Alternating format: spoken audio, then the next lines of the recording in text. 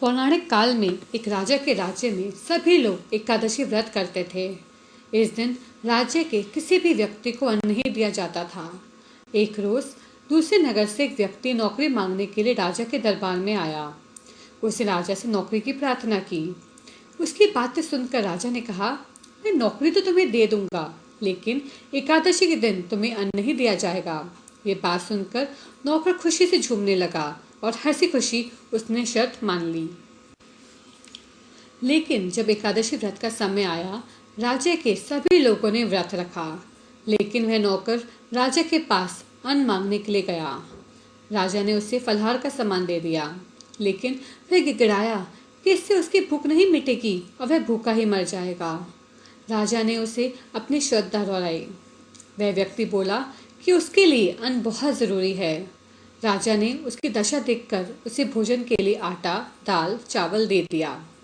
वह नियमित रूप से एक नदी के किनारे गया और उसने भोजन पकाया। भोजन पकाने के बाद उसने भगवान को निमंत्रण दिया और कहा, हे भगवान, अपना भोजन कर लीजिए।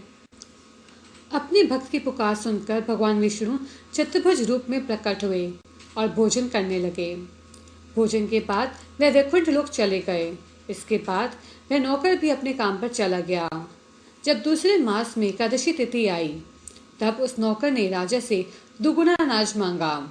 जब राजा ने इसका कारण पूछा तो उसने साफ साफ बता दिया कि पिछली बार उसका सारा खाना भगवान खा गए थे, जिस वजह से वह भूखा रह गया था।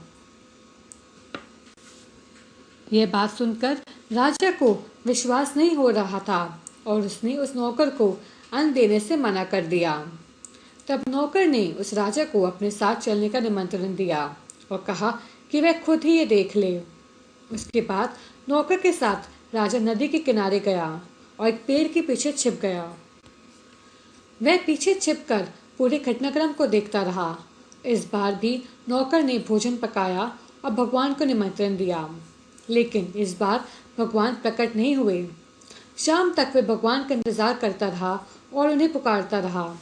अंत में उसने कहा कि हे भगवान, यदि आप भोजन करने नहीं आएंगे तो मैं नदी में कूदकर अपने प्राण त्याग दूंगा। वह नौकर जैसे ही नदी की ओर बढ़ने लगा, तभी भगवान विष्णु प्रकट हो गए और उन्हें अपने भक्त के द्वारा बनाया गया भोजन ग्रहण किया। भोजन करने के बाद वह उस नौकर को अपने साथ अपने धाम ले गए। राजा को यह भास हुआ कि वह भगवान की भक्ति नहीं बल्कि आडंबर कर रहा था। सच्ची भावना से ही भगवान